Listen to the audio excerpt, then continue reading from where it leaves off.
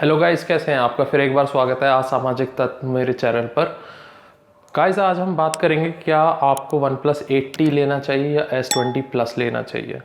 क्योंकि सेल्स के बाद क्या हुआ है कि S20 प्लस जो है वो भी 50,000 का हो गया है, और आपका जो वन प्लस 80 जो अभी नया लॉन्च हुआ है वो है आपका 43,000 से स्टार्टिंग है उसकी, और 46,000 तक वो जाता है। तो गाइज S20 प्लस जो आपका मिल रहा है 50,000 में, उस वो है आपका 8 GB 128 वेरिएंट विद Exynos 990। अब गाइज कंफ्यूजन सबसे ज़्यादा लोगों को ये है कि S20 ओवरऑल स्पेक्स के मामले में वन प्लस से अच्छा है, कुछ मामलों में वन प्लस से वो अच्छा नहीं है। तो एक कन्फ्यूज़न जनरेट हो गया है कि वन प्लस 80 लें या S20 प्लस लें। तो गाइज़, क्योंकि मैंने इस सेल में S20 प्लस लिया तो मैं आपको अपना ओपिनियन बता सकता हूँ। और मेरे क्योंकि ब्रदर के पास 70 प्रो है और गाइज़ मेरे ब्रदर के पास क्योंकि 70 प्रो है वन प्लस का, तो मैं आपको अच्छी तरीके से डेली यूज़ में बता सकता हूँ कि क्या कौन से हैं S20 प्लस में और क्या प्रोज हैं वन प्लस ब्रांड के। तो गाइज़ हम वहीं से शुरू करते हैं कि S20 प्लस का मेरा कैसा एक तरीके से एक्सपीरियंस रहा। गाइज़, जो मैंने बॉक्स खोलते ही उसको चलाना शुरू किया, डिवाइस सेटअप कर रहा था मैं, तो मुझे उसका पहला कौन तभी नज़र आ गया। गाइज़, फ़ोन इतना हीट होता है, और मतलब चलाते चलाते ही मैं डिवाइस सेटअप कर रहा था, उसी में वो हीट हो गया था। बैक कवर में मुझे फील हो रहा था कि हीट हो रहा है। अभी तक वो इतना अनकंफर्टेबल नहीं हुआ कि मैं एकदम उसे चलाना बंद कर दूं, पहले ठंडा होने के लिए रख दूं, पर वो काफ़ी हीट हो जाता है। मैंने उसका टेम्परेचर चेक नहीं किया, but it would be above 55 for sure. And guys, जो वन प्लस 80 है वो हीट नहीं होता है। मैंने काफ़ी रिव्यूज़ देखे हैं, काफ़ी मेरी फैमिली में वन प्लसेस के डिवाइसेस यूज़ करते हैं लोग, एंड वो बहुत कूल रहता है। सैमसंग S20 प्लस आपको आप चार्जिंग में उसे कभी भी लगा लो, वो हमेशा गर्म हो जाता है, थोड़ा बहुत वो वार्म हो जाता है चार्ज करते वक्त। एंड उसमें 65 वॉट की चार्जिंग है वन प्लस 80 में, वो तब भी आपका वार्म नहीं होता। तो पहला कौन तो उसका जो ओवर हीटिंग है सैमसंग प्रोडक्ट्स में, पता नहीं क्यों वो अभी तक ठीक नहीं कर पाए हैं।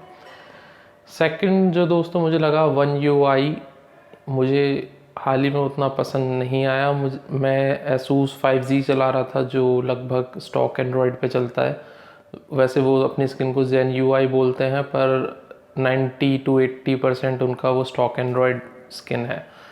और जब मैं बिग इस पे आपका सैमसंग वाली जो आपकी वन UI स्किन है उस पर आया, तो मतलब I missed the stock Android experience for sure.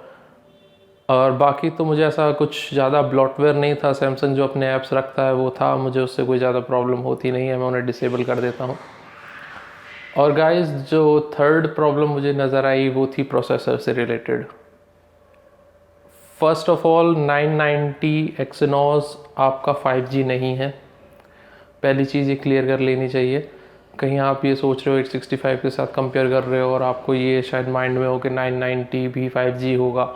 नहीं, 990 5G नहीं है, और 865 के कंपैरिजन में वो काफ़ी, एटलीस्ट मैं मानता हूँ कि एक जनरेशन का पूरा पूरा गैप है। तो ये अब आपके ऊपर है कि आप अगर 865 को बहुत हार्डली एंड फास्टली चाहते हो तो फिर आप वन प्लस लो, आप सैमसंग मत लो। वैसे भी मैं आपको रिकमेंड करूँगा ओवरऑल आप सैमसंग मत लो, क्योंकि ये तीन कोण ही आपके इतने बड़े हैं जो सैमसंग की बाकी अच्छाइयों को छिपा देते हैं। देखिए सैमसंग के पास क्या अच्छाई है, उनकी स्क्रीन, उनके डुअल स्पीकर, वो वन प्लस के पास भी है। 19-20 का फ़र्क है, कैमरे में भी 19-20 का फ़र्क होता है। आप कोई सा भी फ्लैगशिप कैमरा ले लो, कोई आपको इतना बुरा नहीं लगेगा। और क्योंकि आप कोई बहुत ज़्यादा फ़ोटोग्राफी कोई रिलीजियसली फॉलो नहीं करते हो, आपको सिर्फ पॉइंट एंड शूट कैमरा चाहिए। और मोबाइल फ़ोन के जो कैमरा है आजकल is more than capable of point and shoot cameras. तो आपको बहुत ज़्यादा डिसअपॉइंटमेंट नहीं होएगा, बल्कि 80 में आपको बिल्कुल भी डिसअपॉइंटमेंट नहीं होगा। For me the ageing decision to purchase the Samsung phone, क्योंकि आजकल ये लहर काफ़ी है कि चाइनीज़ प्रोडक्ट्स नहीं लेना, तो मैंने भी उसी में आके सैमसंग का प्रोडक्ट ले लिया। बट मुझे आज तक समझ में ये नहीं आ रहा, फर्स्ट ऑफ ऑल कि वो 865 चिप यहाँ क्यों लगा के नहीं देते, दूसरा वो अभी तक अपनी ओवर हीटिंग की प्रॉब्लम को सॉल्व क्यों नहीं कर पाए हैं। मतलब बहुत अजीब सी बात है सैमसंग जैसी कंपनी के लिए कि आप इतने सारे प्रोडक्ट्स बना रहे हो, washing machine, television, refrigerator, phones, आपके फ़ोन्स फ्लैगशिप मार्केट में आते हैं, एंड आप अभी तक ओवर हीटिंग की प्रॉब्लम को सॉल्व नहीं कर पाए हो, और आप यहाँ पे एक सेकेंड ग्रेडेड चिप लगा के इंडिया में बेच रहे हो, which is a shame. And that's why when choosing products, people prefer Chinese products because they give you good specs, they give you good experience। जब आप 50,000 किसी चीज़ के लिए देते हो, किसी फ़ोन के लिए देते हो, तो आप उसके एक्सपीरियंस के लिए देते हो, और वन प्लस आपको वो एक्सपीरियंस देता है। Samsung even after discounting 20 to 25,000 this phone is not worth 50,000। It's not even worth 45,000। It could be worth 30 to 40,000, but it's not worth 50,000। अगर आपको 40 प्लस वर्थ का फ़ोन ख़रीदना है तो आप वन प्लस 80 ख़रीदो। It has a good colour, very decent camera, आपको बिल्कुल भी 19-20 का फ़र्क पता नहीं चलेगा। 85 वॉट की चार्जिंग है, 120 हर्ट्ज़ की रिफ्रेश रेट वाली स्क्रीन है, एंड मोस्ट ऑफ ऑल मैं आपको बताना भूल गया, एक कौन और है सैमसंग का, इसकी बैटरी बहुत ज़्यादा ड्रेन होती है। मतलब आपको अच्छा और स्क्रीन ऑन टाइम मिल जाएगा अगर आप 60 हर्ट्ज़ पे चला रहे हो, but at 120 hertz this phone बहुत जल्दी ओवर हीट होता है और बहुत जल्दी इसकी बैटरी डिसिपेट होती है। तो मैं आपको S20 प्लस बिल्कुल भी रेकमेंड नहीं करूँगा। Go and by one plus 80।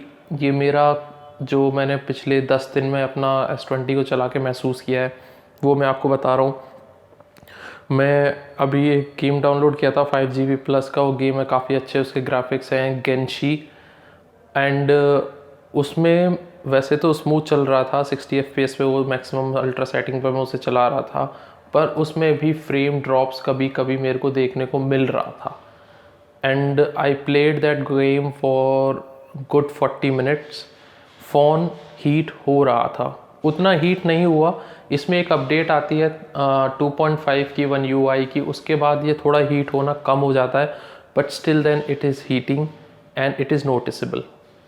सो ये जो मैंने आपके ऊपर पॉइंट्स बताए हैं, इस बात का आप ध्यान रखना। कैमरा इसका अच्छा है, लो लाइट में परफॉर्मेंस भी अच्छी देता है, बट मैं आपको एक चीज़ इसमें और बताना चाहूँगा इसके कैमरे से रिलेटेड, इसका ऑटो फोकस बिल्कुल अच्छा नहीं है। अगर आप इसको उठाओगे और क्लिक कर दोगे, most of the time image will come out blurry, ये फोकस अच्छे से नहीं कर पाता है। तो इस बात का आप ध्यान रखना। और क्योंकि अभी तक इसमें Android 11 की अपडेट नहीं आई है, और इसका जो आपका One UI 3.0 है उसकी भी अपडेट अभी तक नहीं आई है। हालांकि कुछ वीक्स में आ सकती है, बट आपको 8T में Android 11 प्लस आपका जो Oxygen OS है वो अप टू डेट मिलेगा आउट ऑफ द बॉक्स। तो इस चीज़ को आप ध्यान रखो और अपने परचेसिंग डिसीज़न को सही रखो। बाकी यूट्यूबर्स क्या कहते हैं वो उनकी बातों पे ज़्यादा मत जाओ, क्योंकि कभी कभी वो उनके पास इतने सारे फ़ोन आते हैं कि मुझे लगता है कि वो बहुत ज़्यादा वर्कड अप हो जाते हैं, बहुत सी चीज़ें वो नहीं बताते हैं या भूल जाते हैं। तो क्योंकि मैं पर्सनली यूज़ कर रहा हूँ और एक पर्सनल डिवाइस की तरह यूज़ कर रहा हूँ, तो ये पॉइंट्स मेरे सामने आए, ये मैंने आपके सामने रखे। अब आपके ऊपर है कि आप क्या डिसीज़न लेते हो, वन प्लस 8T लेते हो या फिर सैमसंग S20 प्लस ऑर्डर करते हो।